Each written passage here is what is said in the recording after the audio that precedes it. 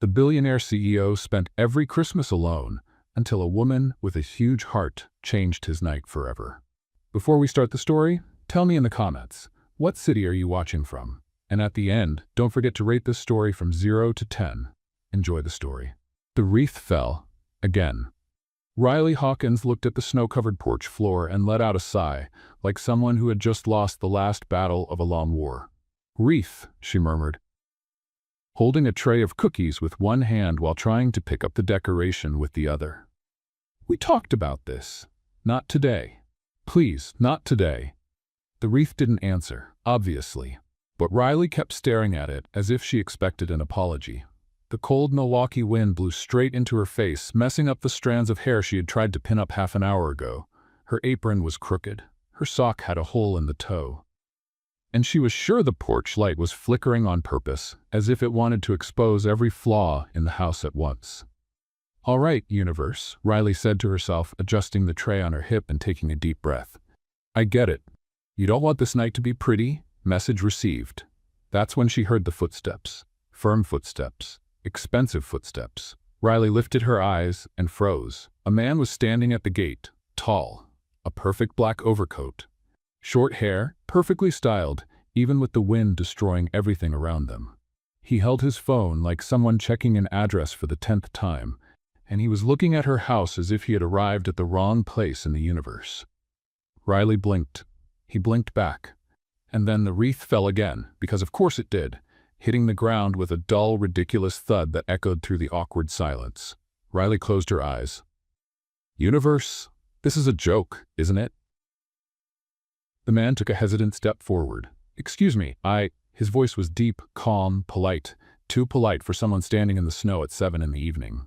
"Is this number 4217? Riley looked at the house number. Then at him. Then at the tray of cookies slipping in her hand. "Technically, yes," she said, trying to look halfway presentable.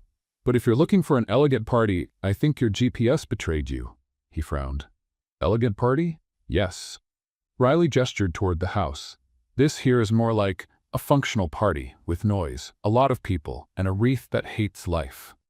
As if it had hurt her, the wreath rolled a little to the side, pushed by the wind. The man looked at it, then at Riley. And then he did something unexpected. He almost smiled. "Almost. I think I came to the wrong place," he admitted, putting the phone in his pocket. "Sorry to bother you." He turned to leave, and that was exactly when the front door swung open so hard it almost came off the hinges. "Riley, the pie is burning!" Her mother's voice sliced through the night like a siren. Riley spun around, off balance. The tray slipped. The cookies flew. They literally flew. The wind carried half of them toward the front yard like dry leaves, and Riley watched it all in slow motion, completely stunned, as if the universe were laughing at her. The man instinctively bent down and caught a cookie in the air, a ridiculous move, but effective. He looked at the cookie, then at Riley, and this time he smiled for real, a small smile, controlled but genuine. "Quick reflex," Riley said, still processing the disaster. "Do you play anything? Basketball? Volleyball? Professional cookie catching?" He let out a short laugh, almost involuntary. "Not exactly."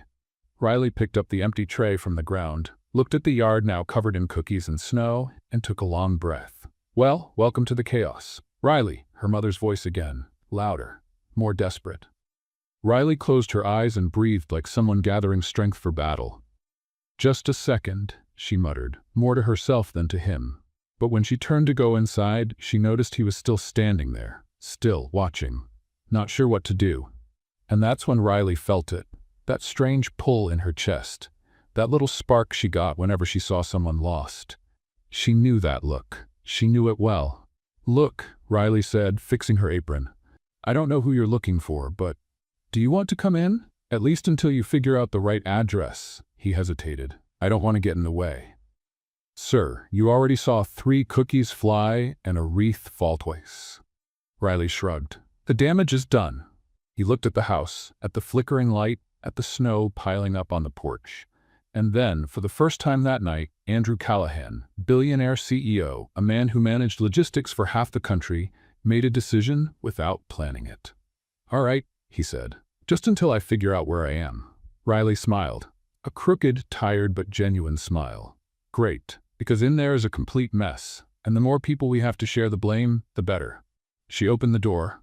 The heat came out like a wave, along with the smell of burnt cinnamon, overlapping voices, laughter, Christmas music playing way too loud. And the exact moment Andrew took his first step inside, the garland fell for the third time.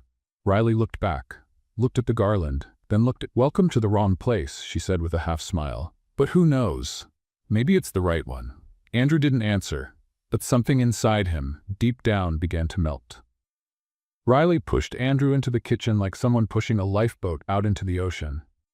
"Stay here," she ordered, pointing at the chair in the corner. "Don't move, don't touch anything. And if anyone asks who you are, you're the neighbor's cousin. Got it?" Andrew blinked. "Neighbor's cousin?" "Yes." Riley was already running to the stove where a pot was steaming in a very concerning way. "We'll make up the rest later." She opened the pot, and a cloud of steam shot straight into her face, fogging up the glasses she didn't even know she had put on. "Oh no," Riley muttered, taking off the glasses and looking at the pot like someone looking at a child who just did something terrible. "Sauce. We talked about this. You promised you would cooperate." The sauce bubbled, unimpressed. Andrew, still standing near the door, watched everything with an expression somewhere between confusion and fascination. "You talk to the food?" he asked carefully. Riley glanced at him over her shoulder. "I talk to everything that doesn't obey me." She stirred the sauce hard, as if trying to convince it to behave. "And in this house, that includes almost everything." As if to prove her point, the kitchen light flickered 3 times. Riley looked up at the ceiling. "Light, I swear. If you go out now, I'm replacing you. I really will." The light flickered again, but stayed on. "See?" Riley smiled, satisfied. "Mutual respect." Andrew let out a quiet, almost involuntary laugh and sat in the chair she'd pointed to. He wasn't sure what he was doing there, but for the first time in a long while, he wasn't thinking about leaving. Riley turned back to the stove, took a deep breath, and started what she called the holiday dinner rescue mission in record time. Spoiler: it was not going well. The first disaster happened 2 minutes later. Riley opened the oven to check the pie, the famous pie her mother had yelled about, and what she saw was smoke. No, smoke was an understatement. It was more like a protest cloud. "No, no, no, no." Riley grabbed the oven mitts and pulled the baking tray out so fast she almost dropped everything. The pie was black, completely black, like barbecue charcoal. Riley stared at the pie. The pie didn't stare back. Pies don't have eyes, but if it did, it would probably be apologizing. "Oven," Riley said slowly, in that deep disappointment tone. "You had one job. One. And you burned the pie." She set the tray in the sink, crossed her arms, and looked at the oven like a mother looking at a child who failed a test. "We'll talk about this later." Andrew, still sitting, was trying not to laugh. Really trying. But failing. Riley turned to him, noticing. "Are you laughing?" "No." He cleared his throat, but the smile was still there. Stubborn. "Absolutely not. You are." Riley pointed at him with the wooden spoon. "You're laughing at my cooking pain." Andrew hesitated, then let out a short, genuine laugh. "I've never seen anyone argue with appliances before." Riley lifted her chin, trying to look offended. "They started it."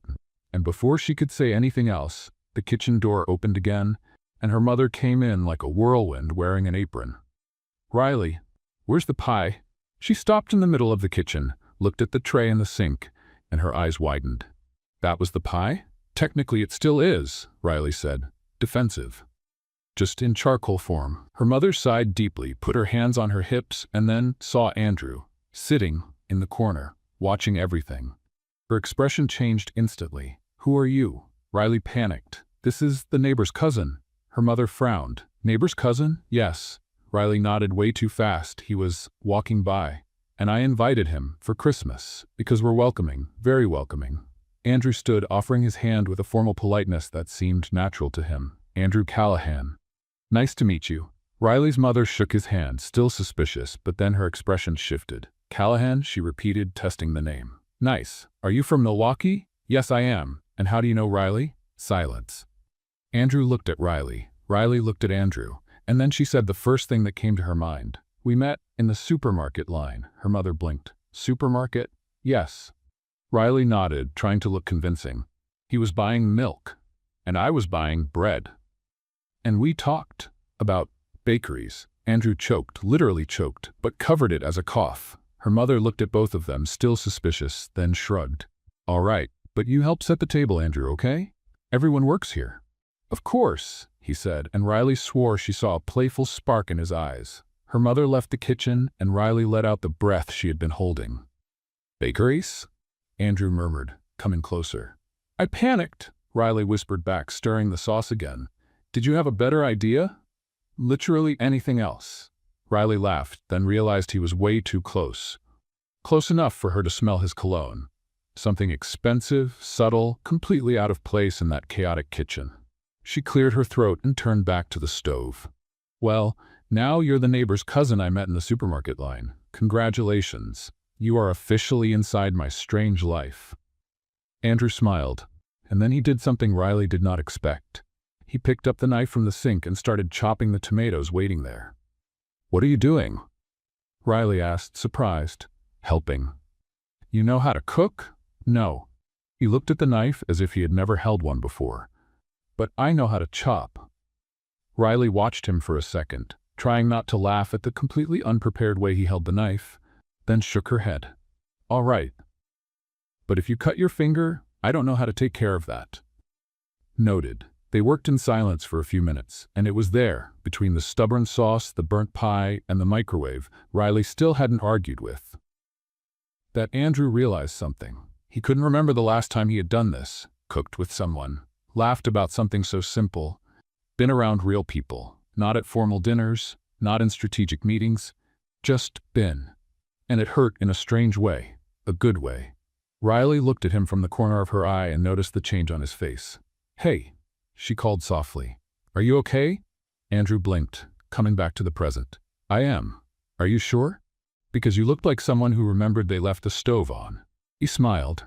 I didn't forget anything. I just... He hesitated. It has been a long time since I've done this. Chopped tomatoes? No. Andrew looked around at the messy kitchen, at Riley with her crooked apron, at the organized chaos that place was. Been with people. Riley didn't answer right away. She just held his gaze for a second, then went back to the sauce. Well, she said, trying to sound casual. You picked the right night, or the wrong one. Depends on how you see chaos. Andrew laughed softly. I think I picked the right one. And in that moment, as the lights flickered again and the microwave started beeping for the third time without anyone touching it, Riley felt something in her chest. Something small. Something warm. Something she did not know how to name yet. But it was there. And it wasn't going away anytime soon. The table was ready. Well, technically ready. The tablecloth was crooked, the plates didn't match, and there was a candle in the center. Riley swore she didn't put there. But it was ready. And Riley's family was walking into the dining room like a small human avalanche.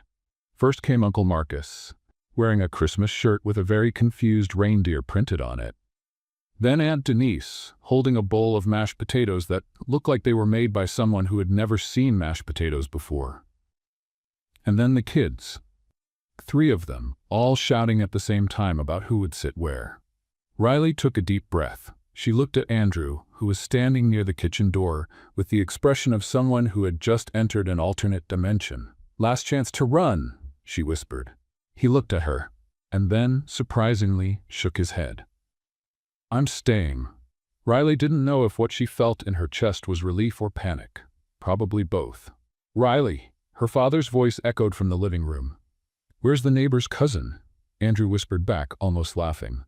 Ah, the famous neighbor's cousin. Riley rolled her eyes. Yes, that one. Now, just act natural.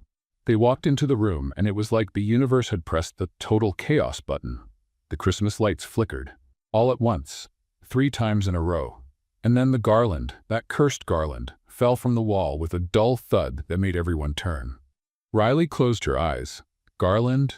You promised. Uncle Marcus looked at the garland on the floor, then at Riley, then at Andrew. Is this the neighbor's cousin? Yes, Riley answered quickly, before Andrew could say anything. This is Andrew. Andrew, this is Uncle Marcus. Marcus reached out his hand with a wide smile. Cousin of the neighbor, huh? Which neighbor? Silence. Andrew looked at Riley. Riley looked up at the ceiling, begging for strength. The one on the corner. Oh, Jerry? Marcus frowned. I didn't know Jerry had a cousin. He does, Riley said, already improvising. He has several. Andrew is from another state. Which state? Andrew cleared his throat. Ohio. Riley looked at him, impressed. He had joined the game. Ohio, Marcus repeated, excited. Man, I love Ohio. Have you been to Cleveland? Yes, Andrew lied, and Riley held back a laugh. Aunt Denise appeared next to Marcus, analyzing Andrew from head to toe with that look all aunts have, the look of someone deciding whether you're acceptable or not. Are you single, Andrew? Riley choked on her own breath. Aunt Denise, what? Denise shrugged. It's just a question. Andrew hesitated for a moment, then answered with that calm and polite voice Riley was starting to find annoyingly charming. Yes, I am. Denise looked at Riley with a smile that said everything. Interesting. No, Riley raised her hands, stopping things before they got worse. It's not interesting. He's just here because he was passing by, and I invited him, out of courtesy. Basic Christmas courtesy, nothing more. Oh, of course, Denise said, with a tone that meant exactly the opposite. And then, as if the universe wanted to laugh at Riley, the lights flickered again. But this time, they went out. All of them. The room went dark. Oh no, Riley shouted, looking up. Lights! We had a deal. The kids screamed, thrilled, as if it were part of the fun. Uncle Marcus turned on his phone flashlight, and Riley's mother appeared from the kitchen holding a candle, looking like a character from a horror movie. Did someone touch the breaker? Nobody touched anything, Riley said, already walking to the wall and poking the switch as if that would fix something. The lights are having an existential crisis. Andrew watched everything, stunned. And then Riley heard it, a laugh. Quiet, contained, but real. She turned and saw Andrew laughing, actually laughing, for the first time since he had walked into that house. You're laughing? Riley asked, incredulous. Sorry. He tried to stop but couldn't. It's just ridiculous? Amazing. Riley blinked, and then without meaning to, she smiled. The lights came back on by themselves, all at once, flickering twice before settling. See? Riley pointed upward proudly. Respect. Dinner started with everyone talking at the same time, dishes passing from hand to hand, and the candle, the one nobody had placed on the table, now flickering as if it were part of the conversation.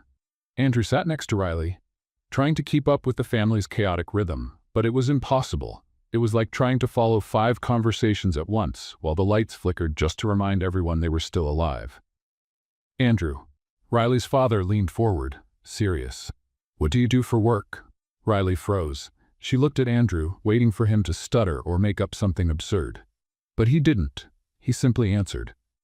I work in logistics. Logistics? Her father raised his eyebrows, impressed. Like cargo transport? Something like that. Riley bit her lip, holding back a laugh, because something like that was the understatement of the century. Nice. Her father nodded, approving. It's honest work. Andrew smiled but didn't reply, and Riley noticed. She noticed the way he looked around the table, as if he were seeing something he hadn't seen in a long time, as if he were missing it. Aunt Denise struck again. And are you spending Christmas with us, Andrew? Silence. Everyone looked at him. Andrew hesitated, and Riley saw that shift in his face, that quick shadow that passed through his eyes before he answered. I don't have plans for Christmas. The sentence dropped on the table like a stone. No drama. No weight. But it was there, and Riley felt it. Felt the emptiness in that answer. Her mother reacted first. What do you mean you don't have plans? She frowned, genuinely shocked. You're not seeing your family? Andrew smiled, but it was the kind of smile that hurts to see. No, not this year. Then you're staying here. Her mother tapped the table, decisive. Done. Settled. Your family now. Mom, Riley began, but her mother cut her off. Riley, the boy has nowhere to spend Christmas. We're not leaving him alone. I don't want to be a bother, Andrew said, but his voice was different, lower, more fragile. Riley looked at him, and for the first time since she had opened that door, she saw it. She truly saw it. Not the well-dressed man, not the guy who looked like he had walked out of a magazine, but the person who was alone. And something inside her tightened. You're not bothering anyone, Riley said before she could think twice. Andrew looked at her, and in that look Riley saw gratitude. Real, quiet, but so clear it hurt. Dinner went on, the chaos returned, the lights flickered 3 more times and the garland, because of course it was going to fall again, dropped from the wall in the middle of dessert. But this time when it fell, Andrew was the first to laugh. And Riley, watching him laugh while holding the garland with both hands like he was holding something precious, felt something in her chest. Something new, something scary, something she didn't know if she was ready to feel. But it was there, growing, slowly, like a light that doesn't go out, even when it should. The family had finally scattered. The kids were in the back room watching some movie Riley was sure they were about to watch for the 10th time. The adults were in the kitchen discussing if dessert had turned out good or interesting, which, in family language, meant total disaster. And Riley was in the living room, gathering empty cups and forgotten plates when she noticed it. Andrew was standing near the window, looking at the Christmas tree. No, not really looking. More like observing. Like someone looking at something they had not seen in a long time. Riley held the plates and stood still for a moment, just watching him watch the tree. The tree, of course, was a masterpiece of imperfection, crooked. The longer branches on one side than the other, the lights blinking out of sync as if each one had its own personality. And the angel on top, poor thing, was clearly tilted to the left, as if it had given up trying to stay straight. Riley let out a soft sigh and walked closer. "She's beautiful, right?" Riley said, ironic. Andrew turned as if he had been caught doing something wrong. "Sorry, He hesitated. "I was looking." "I know." Riley set the plates on the side table and crossed her arms, looking at the tree with him. "She's kind of special." "Crooked," Andrew corrected with a small smile. "I prefer the term full of personality." He laughed quietly. Riley moved a little closer, tapping one of the branches with her finger as if she was testing how stable the thing was. "Tree," she murmured, serious. "We talked about this. You promised you would cooperate just for today. Just today." The tree did not answer. Obviously, but one of the ornaments fell, on its own, for no reason at all. Riley looked at the ornament on the floor, looked at the tree, and let out a long sigh. "You're just like the garland, a traitor." Andrew let out a laugh, a real laugh that escaped without warning, and Riley turned to him with wide eyes. "You're laughing at my decorative suffering again?" "No." He cleared his throat, but the smile was still there. You really talk to everything. Like I always say, only to things that don't obey me." Riley bent down, picked up the ornament, and hung it back on the tree with exaggerated care. "And in this house, that's basically everything." Andrew shook his head, still smiling, but the smile started to fade slowly when he looked back at the tree. And Riley noticed. She noticed the shift, the shadow that crossed his face. She did not say anything for a moment, just stood there, beside him, looking at the crooked tree that blinked in random patterns. "Do you have a Christmas tree at your place?" Riley asked, casual but careful. Andrew hesitated. "No." "You don't like it?" "It's not that I don't like it." He put his hands in his pockets, looking at the floor. "It's just that I don't celebrate Christmas." Riley turned to him, frowning. "What do you mean, you don't celebrate Christmas?" "I don't celebrate." He shrugged, but it was a forced shrug. "It's been years since I celebrated." "Years?" "Years." Riley blinked, thinking it through. "Like, how many years?" Andrew smiled, but it was the kind of smile that had no happiness in it. "Many." She didn't push, not yet. Instead, Riley sat on the floor, near the tree, and looked up. "Sit here." Andrew looked at her, surprised. "On the floor?" "Yes." Riley patted the carpet beside her. "Come on, the view of the tree is better from down here. It looks less crooked." He hesitated, but then sat. And it was strange. Strange in a good way. The two of them sitting on the living room floor, looking up while the lights blinked and the crooked angel stared down at them with that expression of someone who had already given up on everything. Riley took a deep breath. "So, you don't have anywhere to spend Christmas?" Andrew did not answer right away. He just kept looking at the tree, as if trying to decide how much he could say. "I do," he admitted slowly. "I just don't go." "Why?" He closed his eyes for a moment. "Because it's hard." Riley didn't say anything. She just waited. And then Andrew continued, with that low voice that sounded like it was carrying something heavy. "My family is complicated." He cleared his throat, and Christmas was always difficult. Ever since I was a child, too many demands, too many expectations, too much pressure. Riley looked at him from the side, noticing the tension in his jaw. "And you stopped going?" "I stopped feeling." He corrected her softly. I stopped feeling that it was something good. It became only an obligation. Riley bit her lip, feeling that small ache in her chest again. That feeling that hurt whenever she saw someone clearly alone. I understand, she said quietly. Andrew turned to her surprised. You do? Yes. Riley shrugged. Not in the same way, but I understand trying not to fall apart. I understand pretending everything is fine when it isn't. He held her gaze for a moment, and then he asked, almost by accident, And you? How do you do it? Riley smiled, but it was a tired smile. I talk to objects. She pointed to the tree. And I pretend they answer. It works sometimes. Andrew let out a short laugh, and Riley felt something warm in her chest. You are unusual, he said, but it wasn't criticism. It was affection. I know. Riley looked at the tree again. But at least I'm not alone. The sentence came out before she could think, and it carried weight, more than she expected. Andrew didn't answer right away, but she saw it. She saw the way he took a deep breath, as if he were trying to hold something together before it fell apart. I don't remember, he said suddenly. I don't remember the last time I spent a Christmas and felt something good. Riley turned to him, seeing the pain there. Clear. There. How long has it been? Andrew thought for a moment, then answered quietly. Years. Many years. Riley felt her chest tighten, and before she could think better, she reached out and touched his arm. Gently, just a touch. But it was enough for Andrew to look at her. So, Riley said, trying to sound casual, I'm glad you came here, because Christmas here is a mess, but at least we feel. Andrew smiled.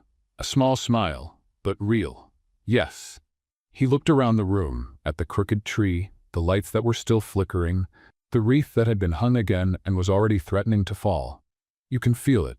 Riley pulled her hand away from his arm, but the warmth stayed. It stayed there, between them, in the comfortable silence that settled. And then, because the universe didn't let serious moments last too long, the tree decided to join in. Another ornament fell. By itself, out of nowhere. Riley looked at the ornament, looked at the tree, and took a deep breath. Tree, you are ruining the moment. Andrew laughed, really laughed, and this time he didn't try to hide it. Riley picked up the ornament from the floor and hung it again, this time tying it firmly to the branch. There, now you won't fall. She pointed at the tree, serious. And if you fall, I will replace you with an artificial one. Understood? The tree didn't answer, but the lights blinked 3 times, as if they were agreeing. Andrew looked at Riley, then at the tree, and then at her again. And in that moment he realized it had been a long time, too long, since he had felt like this. Present. Alive. Riley sat again beside him, stretching her legs and crossing her ankles. You know, she began, looking at the ceiling, I think Christmas doesn't need to be perfect. I think it just needs to be felt. Andrew turned to her. Felt? Yes. Riley looked at him with that crooked smile he was starting to like too much. Even if it's crooked, even if it's messy, even if the wreath falls and the tree ruins everything, he smiled. And if everything goes wrong? Riley shrugged. Then we laugh and fix it and keep going. Andrew held her gaze for another moment. And then, for the first time in years, he felt it. He felt that maybe, just maybe, he didn't need to run from Christmas. Not this year. Not here. Andrew woke up to the sound of an explosion. No, it wasn't an explosion. It was worse. It was the sound of children running through the house as if they were running from something invisible, shouting words he couldn't understand because they were all mixed together in one single wave of childish chaos. He opened his eyes slowly, blinking against the light coming through the window, and for a second, just a second, he didn't know where he was. The couch was too soft, the room smelled like cinnamon, and there was a blanket on top of him he didn't remember getting. Riley's house. Andrew sat up, running a hand over his face, trying to process the fact that he had slept on a stranger's sofa. No, she wasn't a stranger anymore, but she also wasn't, what, a friend? Someone he barely knew? An accidental host? He didn't know, and before he could think more about it, he heard her voice. Toaster, I promise, if you burn again, I will give you away. Andrew turned his head toward the kitchen and saw Riley standing in front of the toaster, hands on her hips, with the exact expression of someone having a serious conversation with a rebellious appliance. She was wearing pajamas, plaid pajamas that had clearly seen better days, with her hair tied in a crooked bun that defied every law of physics. And she kept talking. You have one job, one simple job. Toast bread, not burn, not explode, just toast. The toaster didn't answer, but the bread popped up, way too toasted, of course, and Riley let out a long sigh, like she had just lost an important battle. You disappointed me. Andrew held back a laugh. Riley turned, noticing he was awake, and gave him a shy smile. Good morning. Sorry about the noise. The kids are being kids, and the toaster's being a traitor. Andrew got up, stretching, trying not to look like he had spent the whole night sleeping crooked on the couch. Good morning. He looked at the toaster. Technical issues? Existential issues. Riley tossed the burnt bread into the trash with dramatic flair. It's going through a difficult phase. He smiled, and then he realized he was smiling in the morning, without coffee, without forcing it. Just smiling. Want some coffee? Riley asked, already walking to the coffee maker on the counter, which was making a strange sound like an old machine complaining about life. I should warn you, the coffee maker is also going through a phase, so it may come out too strong or too weak. It's a surprise. I accept the challenge. Riley pressed the button, and the coffee maker started grumbling like it resented being alive. She eyed the machine with suspicion. Coffee maker, please, just today. Give us your best version. The machine grumbled louder, and then silence. Riley waited. Andrew waited. And then the coffee maker spat out coffee, too fast, too strong, straight into the cup, overflowing onto the sink. Riley closed her eyes. You did that on purpose. Andrew couldn't hold it. He laughed, loud. Riley turned to him, shocked. You're laughing at my morning suffering? Sorry. He tried to stop but couldn't. It's just, you really have a complicated relationship with your kitchen. The kitchen started it. Riley picked up the cup, cleaned the overflow, and handed it to Andrew. Here, coffee of peace or war. Depends on how you see it. He took the cup, still smiling, and took a sip. Strong, very strong, but good. Thank you. Riley grabbed another cup for herself and leaned against the counter, looking at him with an expression Andrew still couldn't read. Did you sleep well? I did. He glanced at the couch. Sorry for staying. I was going to leave, but my mom practically dragged you in and threw you on the couch? Riley finished, smiling. Yeah, she does that. Andrew laughed quietly. She's intense. Intense is an understatement. Riley took a sip of her coffee. But she has a good heart, and she liked you. Everyone did. Silence. A comfortable but charged silence. Riley stirred her coffee even though it didn't need stirring, then asked, far too casually, do you need to go? Andrew hesitated. He looked at the cup, at the kitchen, at Riley, and then he told the truth. I don't know where to go back to. The words came out low, almost a whisper, but heavy. Riley stopped stirring her coffee and looked at him, really looked, and Andrew felt it, the weight of that confession. What do you mean? She asked softly. Andrew let out a breath, trying to sort through his thoughts. I have a house. I have an apartment. I have places. He shook his head, but none of them feel like home. Riley didn't answer right away. She just held his gaze, and Andrew saw something there. Understanding. Not pity. Understanding. Then stay a little longer. Riley said just like that. Riley? Really? She shrugged, trying to sound casual. You've seen this house. We always have room for one more lost person. Andrew smiled, but it was the kind of smile that trembled at the edges. I don't want to be in the way. You're not. Riley took another sip. I needed this, like, desperately. He laughed, and the tight knot in his chest loosened a little. All right, Andrew agreed quietly. Just a little longer. Riley smiled. And then, because the universe never lets serious moments last too long, the toaster decided to join in again. It shot out another slice of bread, completely burned, which jumped straight out and landed on the floor. Riley looked at the bread, looked at the toaster, and let out a long sigh. You know what you did? Andrew looked at the bread on the floor and laughed from deep in his chest. Riley bent down, picked it up, and threw it away with as much dignity as she could manage. There, you're grounded now. She unplugged the toaster. No work today. Andrew shook his head, still laughing. You're relentless. I'm fair. Riley crossed her arms. Appliances need to learn that actions have consequences, and it was right there in that ridiculous moment, with Riley declaring war on the toaster and Andrew laughing in a way he hadn't laughed in years, that something changed. Something small. Something he couldn't name, But it was there, and it wasn't leaving. The kids burst into the kitchen like a tornado, shouting about who would choose the TV show, and Riley turned to them with that chaotic authority only she had. "Everyone sit. Now. Breakfast." They obeyed, more or less, and Riley started putting together improvised plates while the coffee maker kept growling in the background. Andrew watched everything. Watched the way she moved around the kitchen, talking to the kids, to the objects, to herself. And he realized he didn't want to leave. Not yet, maybe not today. Riley turned to him, holding a plate of pancakes that looked like they were made with more love than skill. "Do you eat pancakes, or do you prefer to risk another piece of bread?" Andrew looked at the unplugged toaster, looked at Riley, and smiled. "Pancake. Good choice." Riley placed the plate in front of him. Because the toaster is fired, he picked up the fork, looked at the crooked pancake, and then at her. "Thank you." "You're welcome." Riley sat beside him, taking her own pancake. "And listen, if you want to stay one more day or two, the offer still stands." Andrew didn't answer right away.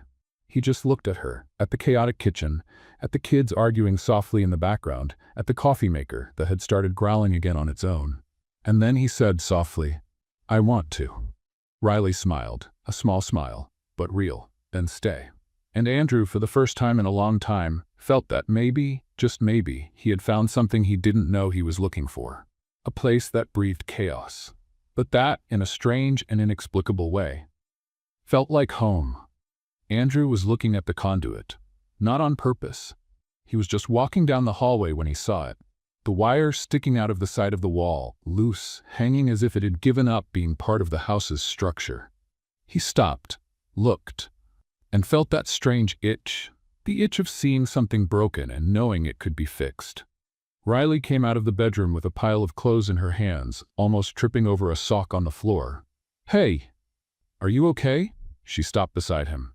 "Why are you looking at the wall like it offended you?" Andrew pointed at the conduit.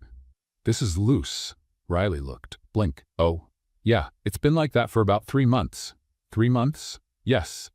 She shrugged, adjusting the pile of clothes. "We kind of got used to it. It's part of the decoration now." Andrew frowned. "But it's dangerous. Dangerous, or dangerous like one day we'll fix it? Dangerous like it could short out and catch fire." Riley stopped, looked at the conduit, looked at Andrew. "Oh, yes." She bit her lip, clearly reevaluating her relationship with the loose wire. "Do you know how to fix that?" Andrew hesitated. He hadn't planned any of this. He had arrived by mistake, stayed by accident, and suddenly he was there considering becoming an employee of domestic chaos. But when he looked at Riley, at that expression half worried, half hopeful, he couldn't say no. "I do." Her face lit up. "Really? Really?" Andrew looked around. "Do you have tools?" Riley paused. "Define tools." He smiled. "Screwdriver, pliers, electrical tape." "Oh, we have that." She pointed vaguely toward the garage. "In the back. In a box, I think, probably." Andrew shook his head, still smiling, and went to the garage. The toolbox was buried in the back, covered in dust as if no one had touched it in years. He opened it and found exactly what he needed, more or less. He came back to the hallway, and Riley was still there, holding the pile of clothes, watching. "You don't have to do this," she said, but her voice sounded different, soft, almost shy. "I know." Andrew knelt down, picked up the screwdriver, and began to work. "But I want to." And that's how it started. No planning, no warning. Andrew simply started fixing things. First the conduit, then the bathroom door that had been stuck for weeks and that Riley had already named the bad-tempered door. It creaked loudly, as if complaining for existing. Andrew tested the hinge, grabbed some oil he found in the garage, and came back. Riley was in the living room folding clothes, but he saw it, saw the way she looked at him now and then, as if trying to understand what was happening. He applied the oil to the hinge and opened the door slowly. Silence. No creak. Nothing. Andrew smiled, satisfied. And then he heard Riley's voice behind him. "You erased the personality of the bad-tempered door." He turned around. She was standing at the entrance of the hallway, holding a folded t-shirt in her hand, with an expression that was part shock, part amazement. "I fixed it," he corrected. "No." Riley shook her head, serious. "You silenced it. It creaked for months. That was its personality. And now," she opened and closed the door, testing it. "Now it's quiet, ordinary, boring." Andrew held back a laugh. You preferred the noisy version? No, Riley admitted, trying not to smile. But it was nostalgic. He laughed, and then he noticed she was still looking at him, really looking. What? Andrew asked, a little uncomfortable. Nothing. Riley walked back to the living room, but before disappearing, she added, Just thank you. The word hung in the air for a moment, and Andrew felt it. He felt something in his chest he hadn't felt in a long time. Usefulness. Purpose. As if, for the first time in years, he was doing something that truly mattered to someone. He kept going. He replaced the burned-out hallway bulb, the one Riley swore she would replace next week 3 weeks ago. He fixed the kitchen drawer that never closed right and that Riley had given up on using.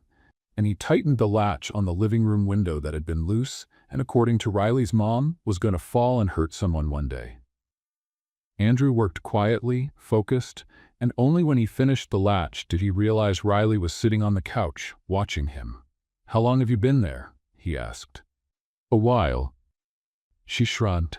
You were focused. I didn't want to interrupt. Andrew wiped his hands on the cloth he had grabbed from the garage and sat on the edge of the couch, tired, but satisfied. There. He looked around. I think that should hold for now. Riley didn't answer right away. She just looked at him with that expression Andrew still couldn't fully understand. Why did you do this? She asked softly. Because it needed to be done. But you didn't need to do it. Andrew hesitated. He looked at his hands, at the tools scattered beside him, and then at her. I wanted to feel useful. The honesty of the sentence dropped between them like a confession. Riley blinked, processing it. Useful? Yes. Andrew exhaled, tired. I spend the whole day making decisions that affect thousands of people. I deal with logistics, with numbers, with strategies, but he shook his head. But I never know if it really matters, if I really make a difference. Riley didn't say anything. She just waited. And Andrew continued, his voice lower.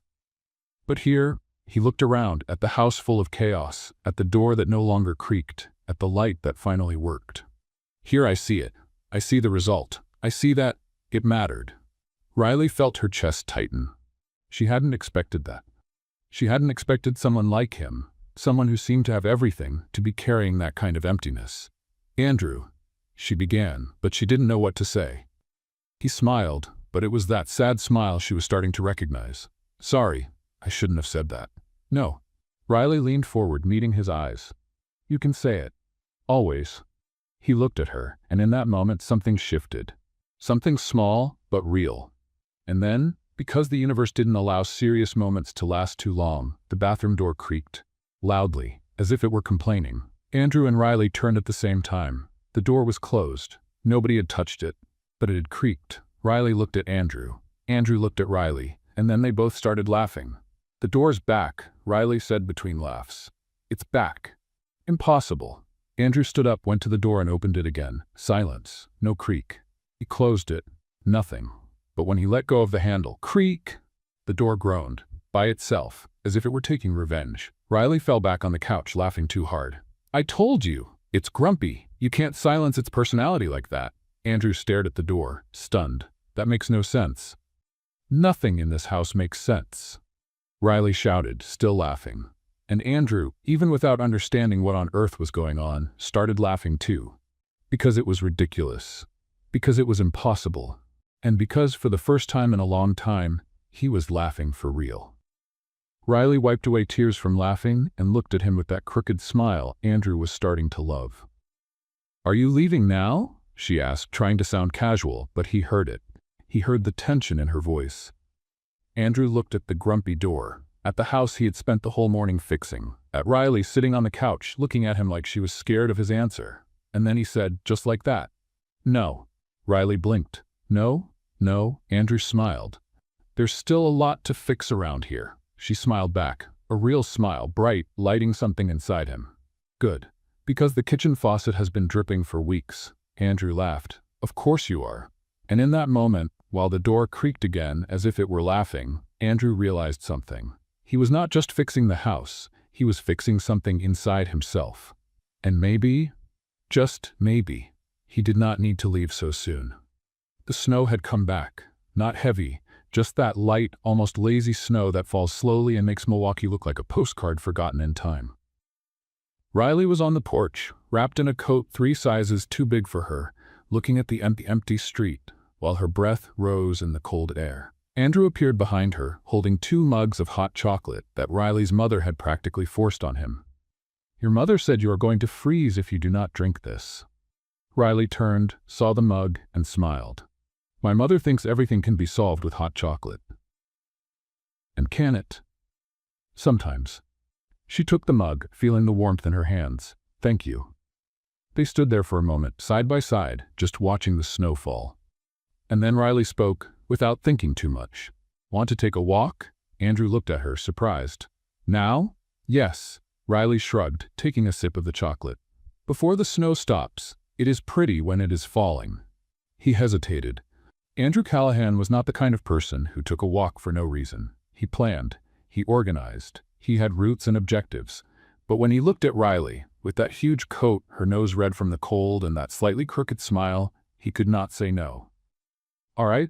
Riley smiled, set the mug on the small porch table, and went down the steps, stepping on the snow with that chaotic energy Andrew was starting to recognize as simply her. He followed her, hands in the pockets of his overcoat, and the two of them started walking down the quiet street. The Christmas lights were shining on the houses around them, some blinking, others steady, all creating that soft glow only Christmas has. Riley walked ahead, stepping firmly in the snow as if she were testing its strength. "Do you like snow?" she asked, turning back. "I like to look at it, but not to be in it. Let's say I prefer it from a distance." Andrew looked around at the empty streets, at the lit houses. "It is beautiful, but cold." "Oh, you are one of those." Riley rolled her eyes, dramatic. "You prefer to stay inside, warm, watching the snow through the window. And is there something wrong with that?" "There is everything wrong with that." She spread her arms, spinning in the middle of the street. "You miss the experience, the texture, the sound the snow makes when you step on it." Andrew smiled, watching her spin as if she were dancing with the universe. "You are strange." "I know." Riley stopped spinning, looked at him and smiled.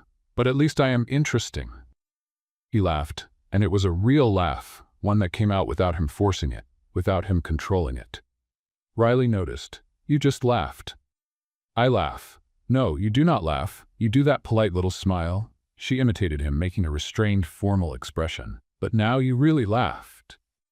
Andrew shook his head, but he was smiling. "You are impossible." "I know." Riley started walking again, this time slower. "But tell the truth, you like it." He'd not answer. Because she was right. They walked in silence for a few minutes, and it was a good silence, the kind that does not weigh, that just exists. Riley looked at the lights on the houses, pointing at some of the more creative decorations. "Look at that one." She pointed to a house with a giant inflatable Santa that was slightly crooked. "He looks like he ate too much." Andrew looked and let out a short laugh. "He really does." "And that one." Riley pointed to another house with lights blinking at high speed. "Very excited." He laughed again, and Riley felt something warm in her chest. "You should laugh more," she said without thinking. Andrew looked at her, surprised. "Why?" "Because it looks good on you." Riley shrugged, trying to sound casual, but she felt her face warm. "And because, I do not know, it seems like you do not do it much." He was quiet for a moment, and then he admitted softly, "I do not." Riley did not push. She just kept walking, and Andrew followed her, his hands still in his pockets, trying to ignore the cold that was starting to sting his face. That was when Riley tripped. Not on anything specific, she just tripped. Because of course she would trip. She stumbled forward, her arms spreading like useless wings, and Andrew reacted on instinct, grabbing her arm before she fell face first into the snow. "Careful!" Riley steadied herself, breathless, and looked at him with wide eyes. "Thank you." She took a deep breath. "I almost turned into a snowman." Andrew did not let go of her arm right away. He stayed there, holding her, feeling her warmth through the coat, and he realized something. He realized he was too close. He let go quickly, putting his hand back in his pocket. "You should pay more attention." "I pay attention." Riley adjusted her coat, trying to hide her nervousness. "Just not all the time." They started walking again, but the air had changed. Changed in a strange way, in a way that made Riley's heart beat faster than it should. That's when she felt it, his hand. In his pocket, close to hers. Not touching. Just clothes. Riley swallowed hard, trying to ignore it, but it was impossible. She could feel his warmth through the fabric of the coat. And then, without thinking, she moved her hand. Just a little, enough for their fingers to brush, lightly, almost by accident. Andrew felt it and froze. Not from the cold, from panic, because that tiny, insignificant touch was doing something strange in his chest, something he didn't know how to handle. He pulled his hand away slowly, and Riley felt it, felt the rejection, subtle but clear. She shoved her hand into her own pocket quickly, trying to hide the embarrassment rising in her face. "Sorry," Andrew said softly. "You don't need to be." Riley tried to smile, but it came out uneven. I don't know what I was doing." "Riley, I'm serious." She walked faster, trying to put distance between them. "Forget it." But Andrew didn't forget. He couldn't. Because the problem wasn't her. The problem was him. It was fear. The fear of ruining things, of getting too close and destroying something that was starting to feel good. They walked back to the house in silence, and it was a different kind of silence. Heavy, tense, uncomfortable. When they reached the porch steps, Riley stopped at the door and took a deep breath, preparing that fake smile she used whenever she wanted to pretend everything was fine. But before she could say a word, the wreath fell, again, by itself, out of nowhere. It hit the ground with that same dull, ridiculous sound that had become its trademark. Riley looked at the wreath, looked at Andrew, and let out a laugh, a mix of bitterness and relief. Even the wreath is trying to ease the tension. Andrew looked at the wreath, then at Riley, and then did something unexpected. He bent down, picked up the wreath, and tried to hang it again, but it fell, again. He tried again. It fell again. "Wreath," Andrew murmured seriously. "Can you cooperate, please?" Riley's eyes widened. "You just politely asked a wreath to cooperate? I saw you do that with half the objects in this house." He looked at her, trying not to smile. "I thought it was the standard procedure." Riley laughed. This time a real laugh, and Andrew smiled back, hung the wreath once more, successfully, finally, and turned to her. "Sorry," he said again, but this time with more weight. "I didn't want to ruin things." "You didn't ruin anything." Riley shook her head. "I was too fast, like always." "That's not it." "Then what was it?" Andrew hesitated, and then admitted softly. "I'm afraid." Riley frowned. "Afraid of what?" "Of ruining things." He looked at her, and Riley saw the vulnerability there. Of getting too close and destroying something good. Riley felt her chest tighten, and before she could stop herself, she stepped closer. "Andrew, you're not going to destroy anything." He looked at her, wanting to believe her but unable to. And then the wreath fell again. They both looked at it and started laughing, because it was impossible not to. Riley picked up the wreath from the ground and handed it to him. "Try again," this time with more conviction. Andrew took it, hung it up, and this time, it stayed. He looked at the wreath with suspicion. "I think it liked me." Or it felt sorry. Who knows? Riley smiled. They walked inside the house, and the warmth wrapped around them like a hug. And while the wreath finally stayed in place, at least for now, Riley realized something. Something had shifted. It hadn't been perfect, but it had been real. And maybe, just maybe, that was enough. The house was finally quiet. The children were asleep. The adults were in their rooms. Even the Christmas lights had stopped blinking, as if they were tired too. Riley was in the living room, wrapped in a blanket on the couch, trying to watch an old movie on TV, but she wasn't paying attention. Her mind was somewhere else. It was on that almost touch of hands, on that strange tension that had hung in the air like the wreath that kept falling. Andrew appeared at the doorway, hesitant. "You're still awake?" Riley turned, surprised. "I can't sleep." She shrugged, adjusting the blanket. "And you?" "Me neither." He stood there for a moment, as if deciding whether to walk in or go back to the room Riley's mother had insisted he use. Riley patted the couch beside her. "Sit. This movie is terrible, but at least there's company." Andrew smiled, that small smile she was starting to recognize, and sat down. Not too close, not too far. Just there. They stayed quiet for a few minutes, the movie playing in the background, neither of them really watching. Riley was the one who broke the silence. "Do you want to talk about earlier?" Andrew looked at her, confused. "Earlier?" "In the snow." Riley adjusted the blanket without looking at him. "When you said you were afraid of ruining things." He stiffened. Riley noticed. "Or we can pretend it didn't happen," she offered quickly. I'm great at that.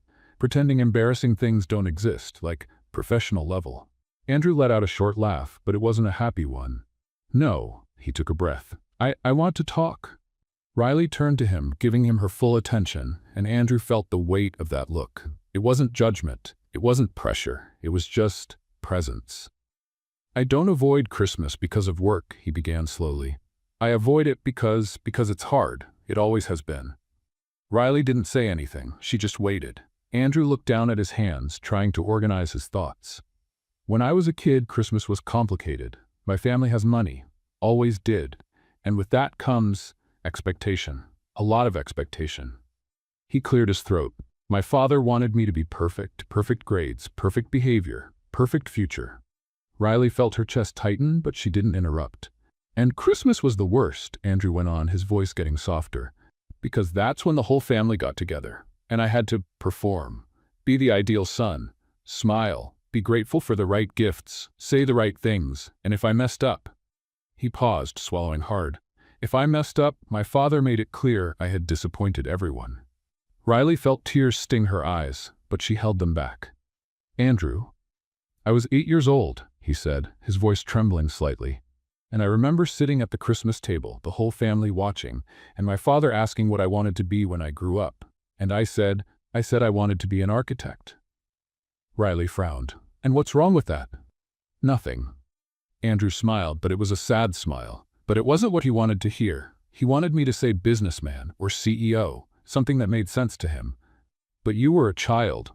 I was, but for him, that didn't matter. Andrew looked at her, and Riley saw the pain there. He spent the rest of dinner explaining to everyone why architecture wasn't a serious career, and I just wanted to disappear. Riley couldn't hold it anymore. A tear rolled down her cheek, and she wiped it fast, embarrassed. Sorry, I shouldn't be crying. You're the one telling the story, and No, Andrew shook his head, touching her arm lightly. You can cry. I like that you feel. Riley let out a watery laugh. I feel too much. It's a problem. It's not. Silence. And then Andrew continued, because once he started, he couldn't stop.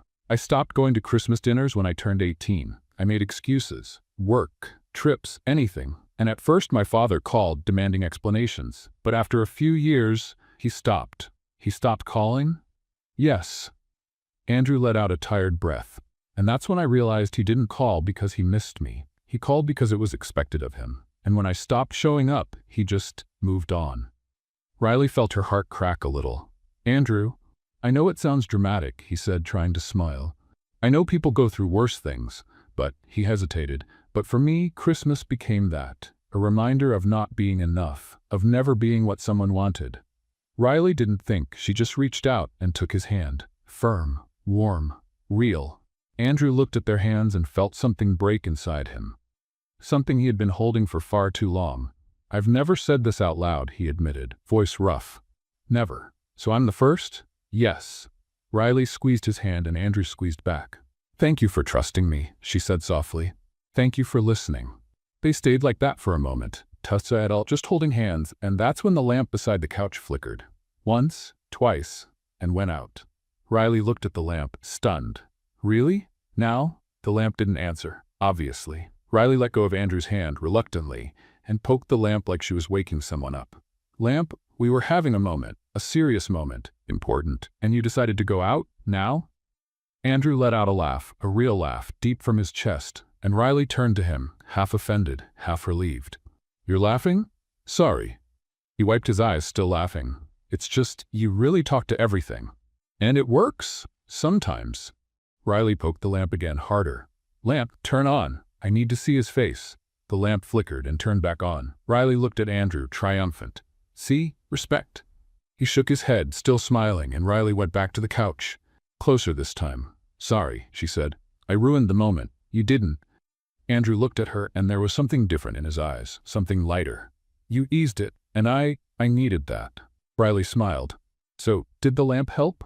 The lamp helped. They fell silent again, but it was a different silence. Lighter, warmer. And then Riley asked, hesitant, Do you still talk to your father? Andrew hesitated. Sometimes, at work events, formal meetings. He shrugged. But it's not real, it's just protocol. Do you miss him? The question took Andrew by surprise. He thought for a second, really thought, and then answered honestly. I miss the idea of him, the father I wanted him to be.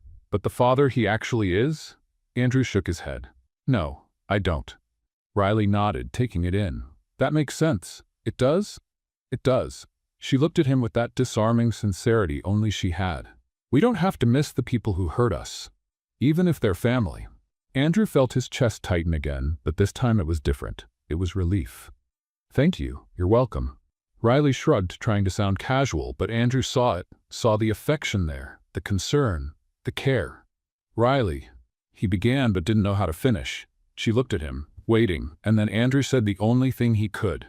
You are incredible. Riley blinked, surprised. Me? Yes, you. He smiled. You listen, you feel, you make things seem less heavy. Riley felt her face warm. I just do what anyone would do. No. Andrew shook his head. You do more, much more. They looked at each other, and in that moment something changed. Again, something small but real. And Riley, without thinking, held his hand again. You don't have to spend Christmas alone ever again, she said firmly. Not while I'm around. Andrew felt his eyes sting, but held it back. Promise? Riley smiled. I promise. And in that moment, as the lamp flickered again like it was agreeing, Andrew realized that for the first time in years, he wasn't alone. And maybe, just maybe, he never had to be again. Andrew's phone rang in the middle of breakfast. Riley was arguing with the toaster again because of course she was. And Andrew was sitting at the table, drinking coffee and watching her negotiate with the appliance, seriously wondering which one would lose. Toaster, can we be civilized today? Riley asked, holding a slice of bread like an offering. Just toast. No drama, no burning, no exploding. The toaster didn't respond, but Andrew swore it was planning something. That was when his phone vibrated on the table. He looked at the screen. Mom. Andrew froze. Riley noticed the change on his face and turned, forgetting the toaster. Everything okay? He looked at the phone like it was about to explode. It's my mom. Are you going to answer? Andrew hesitated. And then, because he didn't know what else to do, he answered. Hello? His mother's voice came from the other side. Formal, polite, distant. Andrew, dear. Finally. You disappeared. He cleared his throat. Sorry, I was busy. Too busy to call your mother on Christmas? Andrew closed his eyes, feeling that familiar guilt start to tighten. I'm sorry. Silence on the other end. And then his mother continued, with that tone he knew well, the tone of someone performing protocol. We are organizing the New Year's dinner, at the house. Your father wants you to come. Andrew felt his stomach tighten. Mom, this is not a request, Andrew. It is an expectation. Her voice was firm, but not aggressive, just tired. The whole family will be here. It would be strange if you didn't come. He looked at Riley, who was standing near the toaster, clearly trying not to listen, but failing. I'll think about it. Andrew, I'll go, Mom. I promise. Another silence. And then, surprisingly, her voice softened. Are you all right? The question caught Andrew off guard. I am. Are you sure? You sound different. He smiled without meaning to. I'm fine, really. His mother hesitated as if she wanted to say something else, but then returned to her formal tone. Then I'll see you on New Year's, 7 o'clock. Don't be late. I won't. She hung up. Andrew set the phone on the table and let out the breath he was holding. Riley came closer, sitting beside him. Your mom? Yes. She sounded intense. Andrew let out a humorless laugh. She is. Always has been. Riley didn't say anything for a moment, just watching him, and then asked gently. Andrew looked at his hands. I promised. But do you want to go? Silence. And then he answered honest, no. Riley bit her lip, feeling his pain, and then did the only thing she knew how to do. She tried to ease it. Well, she started, forcing a smile. At least you'll have a fancy New Year's Eve party. Good food, perfect decorations, no garlands falling off the walls. Andrew looked at her, and he saw it. He saw how hard she was trying to sound cheerful. And he also saw the sadness underneath. Riley. No, really. She stood up and went back to the toaster. It'll be nice, you'll see your family, you'll celebrate, and then she paused, fiddling with the piece of bread in her hand. Then you'll come back. Or not. Either way. Riley. Really, Andrew, I get it. She didn't look at him. You have your life, and I have mine. And it was nice having you here, but she cleared her throat. But you don't have to stay forever. Andrew stood, walked to her, and gently turned her to face him. Hey, look at me. Riley hesitated, but looked up. and he saw the tears she was holding back. "You think I want to go?" Andrew asked, steady. "I don't know what you want." "I don't." He held her shoulders gently. "I don't want to go, but I promised, and I don't know how to get out of it." Riley blinked, trying to hold the tears. "Then go, and be okay, and come with me." Riley froze. "What?"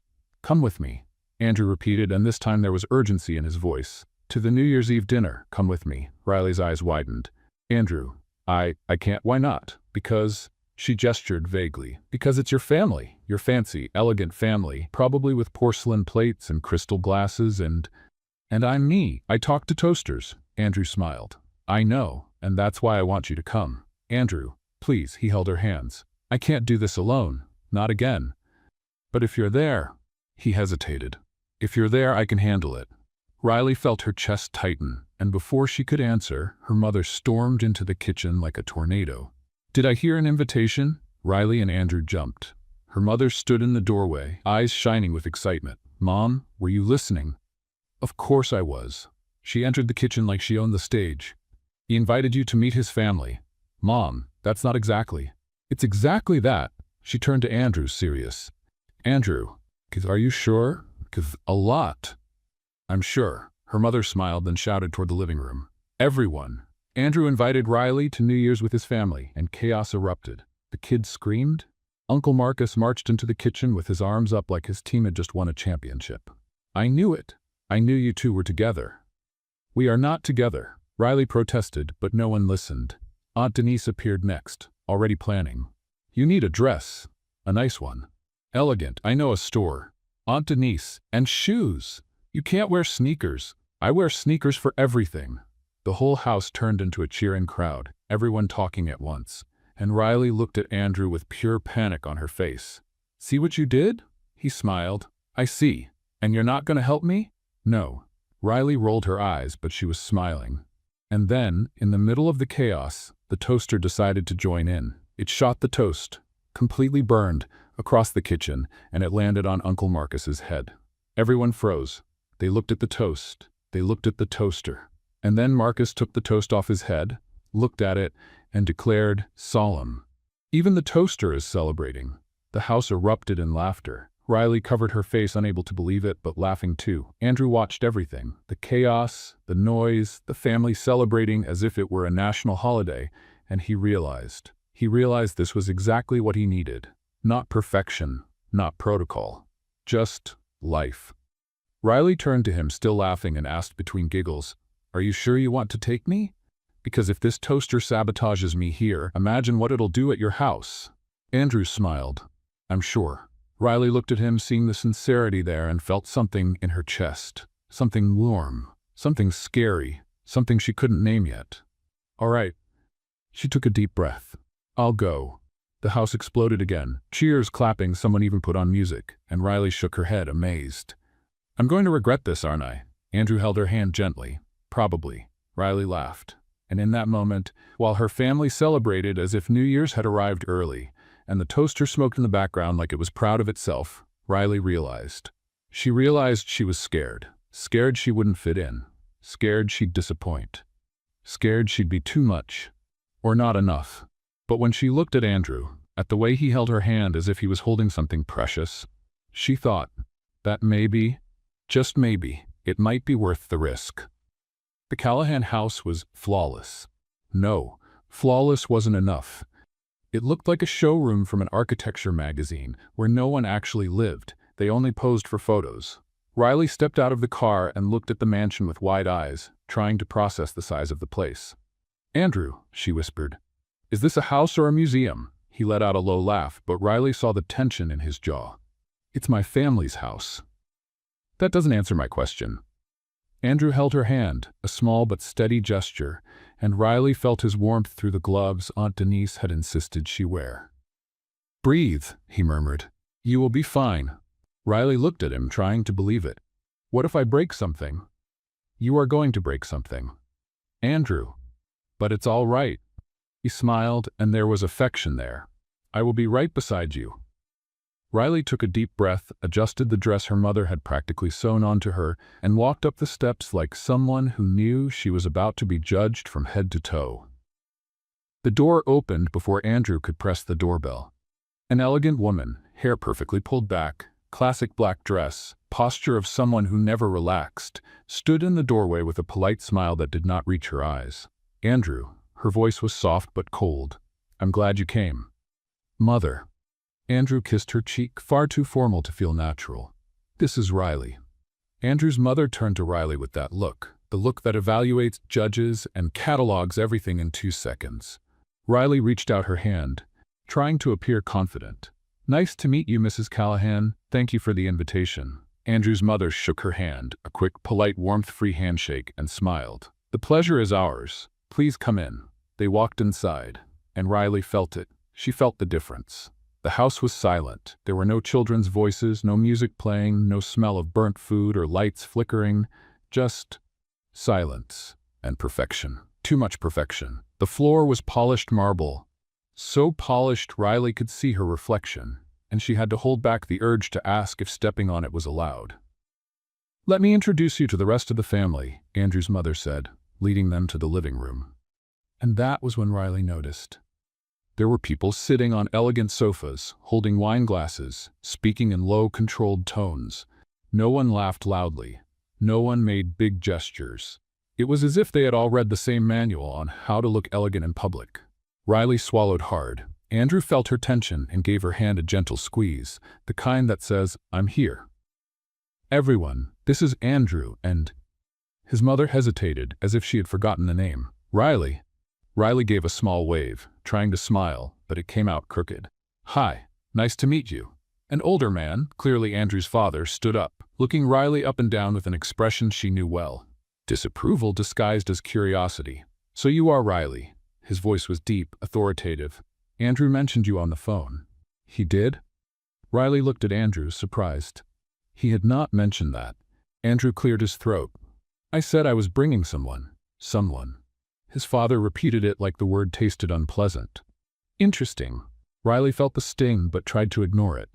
"Thank you for having me," she said, polite but steady. "Your house is beautiful." "Thank you." Andrew's mother gestured toward the sofa. "Please sit." Riley went to sit down, and that was when the first disaster happened. She tripped on the rug. A gorgeous, clearly expensive rug, perfectly aligned on the floor, but that somehow managed to catch her foot at the exact wrong moment. Riley stumbled forward, her arms spreading like useless wings, and Andrew grabbed her arm before she hit the marble floor face first. "Careful." Riley steadied herself, breathless, and looked at the rug with an expression of betrayal. "Rug? You did that on purpose." Silence. Absolute silence in the room. Everyone staring at her as if she had spoken in another language. Riley realized. She realized she had spoken to the rug, out loud, in front of Andrew's entire family. She cleared her throat, trying to recover. "Sorry, I tripped." "We noticed." Andrew's father exchanged a look with his wife. Andrew guided Riley to the sofa, sitting next to her, and Riley could feel the eyes. All the eyes. Judging, evaluating, wondering what on earth Andrew was doing bringing this person into their home. The conversation resumed, polite, controlled, about subjects Riley could barely follow. Investments, real estate, corporate politics. She tried to pay attention, she really did, but it was like listening to another language. And then, because Riley could not stay quiet for long, she decided to contribute. "Your decor is amazing." She looked around, genuinely impressed. Like, really amazing. Who chose everything? Andrew's mother smiled, but it was the kind of smile that didn't warm anything. "We have a decorator." "Oh, that makes sense." Riley nodded, and then, without thinking, added, "Because every time I try to decorate my house, it's a disaster, and, well, the wreath falls all the time, the tree is crooked, and the lights have a personality of their own." Silence again. Andrew's father frowned. "The lights have a personality?" Riley realized she had said too much. "I meant, they blink. A lot. For no reason." "Maybe you should change the wiring," he suggested dryly. "Yes, probably." Andrew placed a hand on her knee, gently, the kind of touch that said, "It's okay." But Riley knew it wasn't okay. She was being too much. As always. That was when the housemaid brought scented candles and placed one on the coffee table, a beautiful, elegant candle with a lavender smell. Riley looked at the candle, the flame flickered. And then without thinking, Riley murmured, "Candle, please.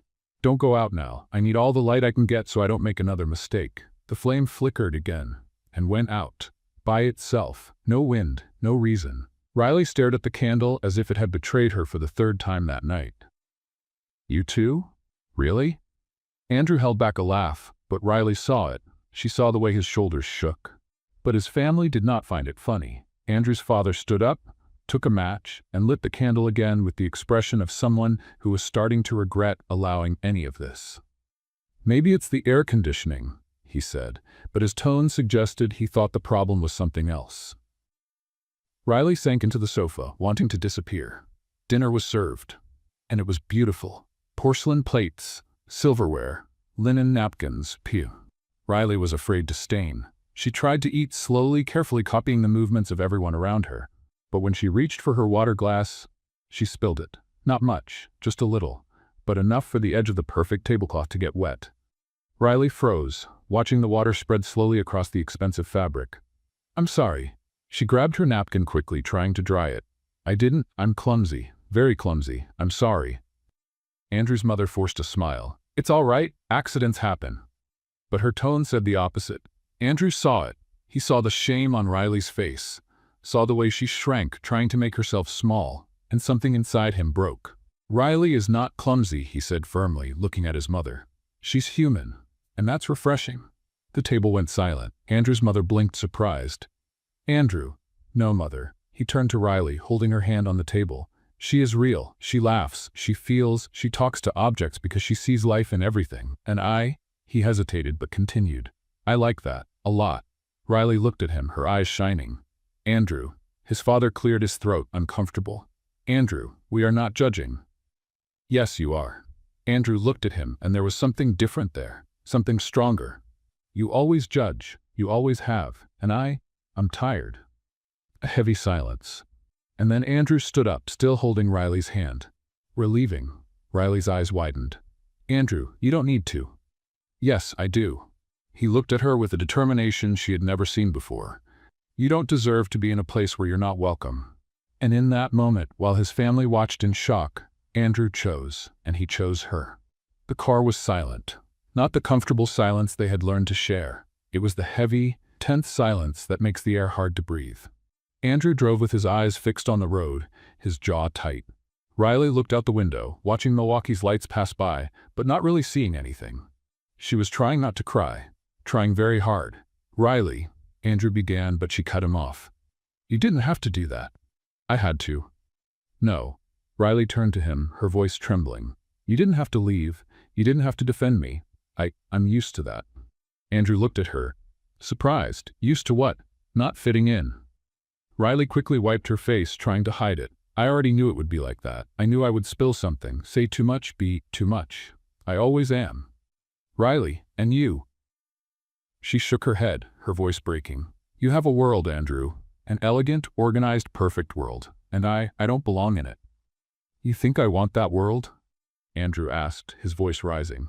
You think I want to spend the rest of my life in silent dinners, pretending everything is fine, talking about things that don't matter? But that's your world. It is not. He hit the steering wheel, startling both of them. It is not my world. It never was. I was pushed into it, and I spent years trying to fit into something that suffocated me. Riley stayed quiet, processing. Andrew took a deep breath, trying to calm himself. And then I met you. He looked at her, and there was pain in his eyes. And for the first time in years I could breathe. I laughed. I felt like I could be myself. Andrew. And do you really think I'm going to let you go just because you don't fit into a world I don't even like? He shook his head. You're completely wrong. Riley felt the tears fall, and this time she didn't try to stop them. But I'm not enough for you. Andrew stopped the car, right in the middle of the street. Literally. He turned to her, holding her face with both hands, firm but gentle. You're more than enough. You're everything. Riley let out a shaky breath, and Andrew wiped her tears with his thumb. I don't want elegance. I don't want perfection. I want you, with all the chaos, with all the disasters, with all the conversations with objects. Riley laughed through her tears. You've lost your mind. Probably. He smiled. But I'm right. They stayed like that for a moment, looking at each other, and then Riley pulled him into a hug. A tight, desperate hug that said everything she couldn't put into words. Andrew held her close, feeling the relief wash through him. "Don't do that again," he murmured into her hair. "Don't try to pull away from me. I was scared. I know, I'm scared too." He pulled back just enough to look into her eyes. "But we face it together, okay?" Riley nodded, wiping her face. "Okay." They went back to her house, and when Riley opened the door, the entire family was waiting. They weren't asleep. They weren't watching TV. They were waiting, like a cheering squad ready to hear the final score. "So?" Uncle Marcus yelled from the living room. "How did it go?" Riley looked at Andrew. Andrew looked at Riley, and they both started laughing. "It was interesting," Riley said, taking off her coat. "Good interesting or bad interesting?" her mother asked, worried. "A little of both." The family rushed into the room, everyone talking at the same time, asking questions, wanting all the details. And it was chaotic, loud, completely disorganized. But it was home. And Andrew realized it. He realized that this warm chaos was what he had been looking for without knowing. Riley told the story, with all the dramatics she could muster, about how she tripped on the rug, talked to a candle, spilled water, and basically turned into a walking disaster. The family laughed, comforted her, made comments, and Andrew just watched, smiling. "But he defended me," Riley said, looking at Andrew with affection. "He defended me in front of his whole family." "Because you deserve it," her mother shouted, and the whole room agreed in chorus. Andrew shook his head, laughing, and that's when he noticed something different in the house. He looked around, trying to figure it out, and then he saw it. The garland. It was still up, perfectly hanging, steady, like it had finally decided to behave. "The garland didn't fall," Andrew said, surprised. Riley looked too, equally surprised. "That's true." She walked over to inspect it. "Garland? Are you okay? Are you sick?" The garland didn't respond, obviously, but Andrew could swear it looked proud. "I think it finally understood the message," Riley said, smiling. "Or it's planning something," Andrew added. And right at that moment, the garland fell. Thud. Right onto the floor, as always. Riley stared at the garland, stared at Andrew, and collapsed onto the couch, laughing. "I knew it. I knew it would never change."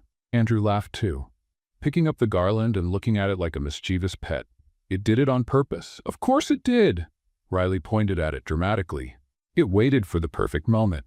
It's strategic." The whole family was laughing now, and Andrew, holding that garland, realized something. This was the moment. The right moment. He set the garland on the coffee table and turned to Riley, serious. "Riley." She stopped laughing, noticing the change in his voice. "What?"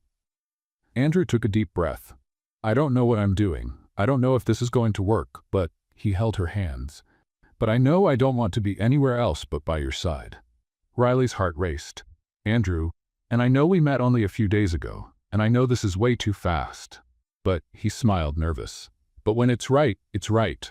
And you're right." Riley felt the tears return, but this time they were different. Good tears. "You're asking me to be your girlfriend in the middle of my living room, with my whole family watching and a rogue garland on the floor?" Andrew looked around and realized that yes, the entire family was watching, some with their phones raised, recording. He laughed. "Apparently, yes." Riley shook her head, laughing too. "You're out of your mind." "I know." He pulled her closer. "But you like it." "I like you." Riley held his face gently.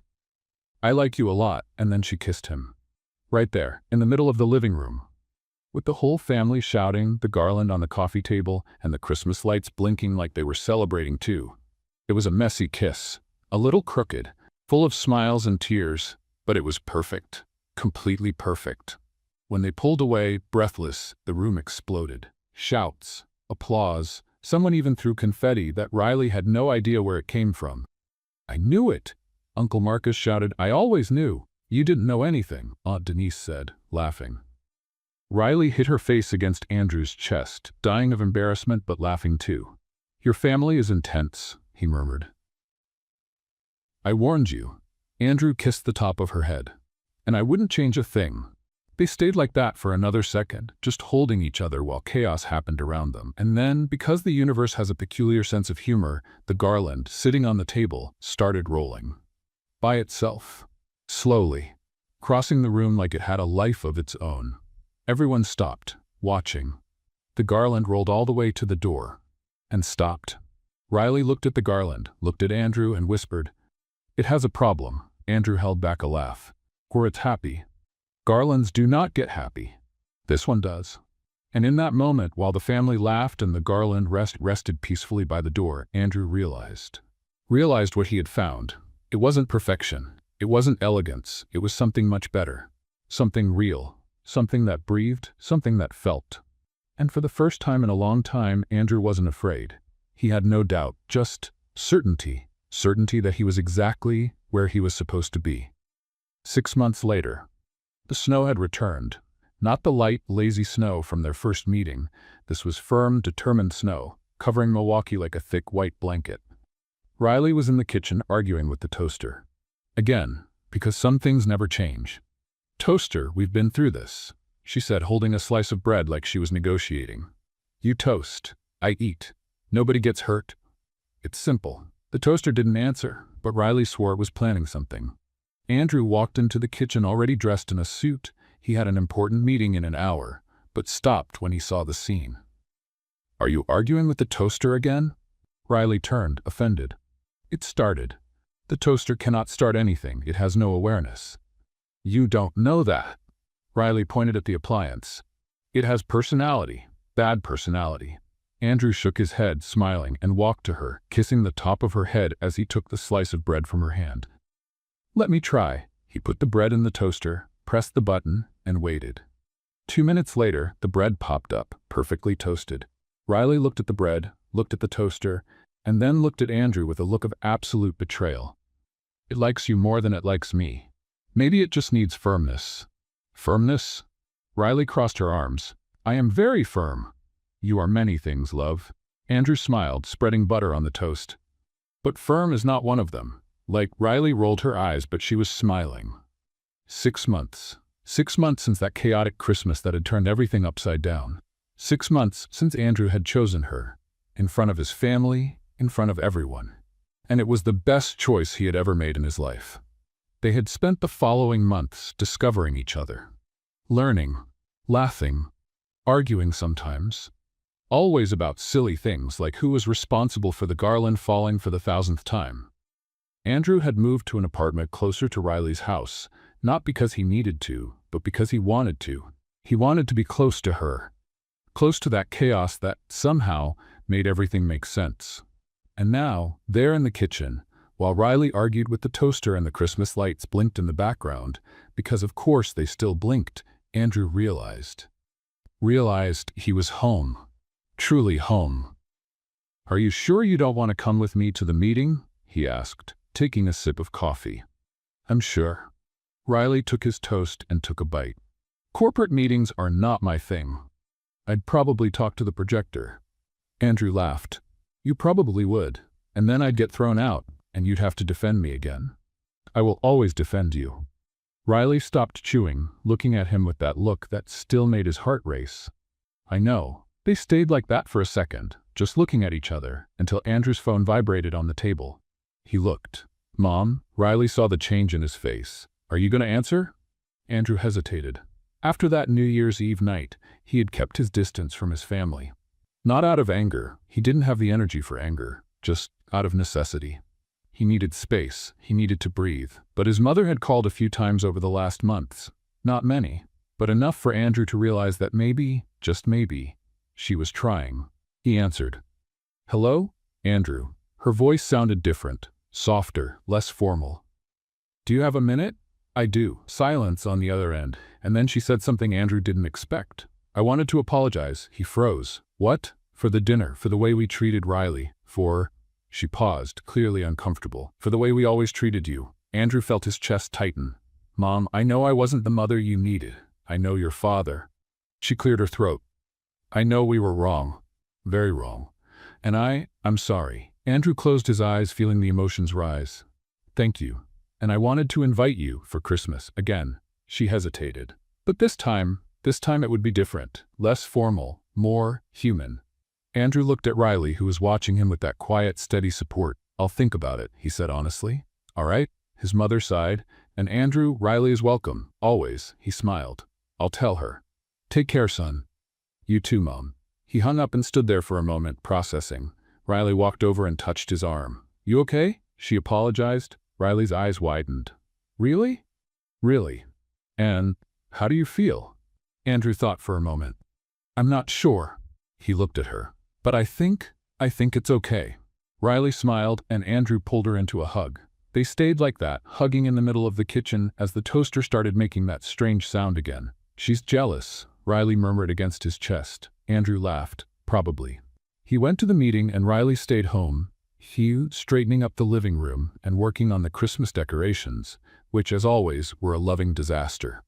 The garland had already fallen 3 times that morning. Riley hung it again, staring at it with a warning expression. "Garland, I swear, if you fall again, I'll replace you with an artificial one. And you don't want that." The garland swayed slightly with the breeze from the open window, but it didn't fall. Riley smiled, pleased. Then the doorbell rang. She frowned, confused. She wasn't expecting anyone. She opened the door and froze. Andrew was standing on the porch, holding a bouquet of flowers and wearing a nervous smile. "Hi." Riley blinked, confused. Didn't you have a meeting?" "I canceled." "You canceled?" "I canceled." Andrew shrugged. "Because I realized there was something more important to do." Riley crossed her arms, trying not to smile. "And what would that be?" Andrew stepped inside, closed the door, and then it happened. The garland fell, thud, right to the floor. Perfect timing. As always, Riley looked at the garland, looked at Andrew, and burst into laughter. It did it again, at the exact moment. Andrew looked at the garland, shook his head, and started laughing too. "It's strategic. I told you." Riley pointed at the garland like she had won a debate. "I always said that." Andrew picked the garland up off the floor, hung it again, with exaggerated care, and turned to Riley. "There, now it'll stay." "Are you sure? Because it'll stay." He interrupted, taking her hands. "And so will I." Riley stopped laughing as she noticed the seriousness on his face. "Andrew, what are you doing?" He took a deep breath. "I'm doing the only thing that makes sense." And then, right there, in the middle of that chaotic living room, with the garland swaying on the doorframe and the Christmas lights blinking in the background, Andrew kneeled. Riley's eyes widened. "Andrew." He pulled a small box from his pocket, simple, small, but perfectly chosen. "Riley Hawkins." He opened the box, revealing a delicate ring. "You are the most beautiful chaos I've ever met. You talk to objects, you trip on rugs, you burn pies, and I love every second of it." Riley felt the tears fall, but she was smiling. "And I know we met in a completely strange way. I know this is fast, but..." He held her hand. "But when you find the right home, you don't let it go." "Andrew," Riley sniffled. "So," he smiled, nervous. "Will you marry me?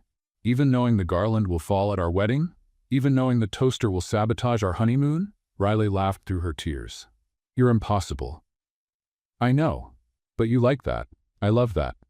Riley pulled him up and held his face. "I love you so much, and yes, I'll marry you." Andrew smiled, that big, relieved, completely in love smile, and kissed her. And that was when the house exploded. The whole family came out of their hiding places, from the bedrooms, the hallway, the kitchen, shouting, crying, celebrating as if it were the final game of a championship. "You were hiding?" Riley shouted, laughing and crying at the same time. "Of course." Uncle Marcus appeared with confetti. "You think we would miss this?" Riley's mother ran to them, hugging both of them tight. "I knew it. I always knew." And then, because the universe has perfect timing, the garland fell again. This time in the middle of the celebration, everyone stopped, looked at the garland, and started laughing. Andrew picked up the garland, looked at it like someone looks at an old friend, and hung it back up. "You are part of the family now," he told the garland, "so cooperate." The garland swayed, but stayed in place. Riley wrapped her arms around Andrew's waist, resting her head on his chest while the family kept celebrating around them. "Are you sure?" she asked softly. "Sure you want this? The chaos, the mess, the garland that never cooperates." Andrew kissed the top of her head. "I have never been so sure of anything in my life." And there, in that crooked, chaotic house full of love and life, Andrew finally understood. He understood that home was not perfection. It was not silence. It was not elegance. Home was this. It was laughter. It was mess. It was a garland that falls at the perfect moment. It was Riley. It had always been Riley. And for the first time in years, Andrew was not afraid. He had no doubt. Just certainty. Certainty that he had found exactly where he belonged, in the wrong place, with the right person. And that was everything. So, what did you think of Riley and Andrew's journey? Of the garland that never cooperated? Of the warm chaos that became home? Of the billionaire CEO who discovered the best Christmas was not in elegance, but in the loving mess? Leave your thoughts in the comments. On a scale from 0 to 10, what score would you give this story? Don't forget to subscribe to the channel and turn on notifications to receive more emotional stories like this one. See you in the next one.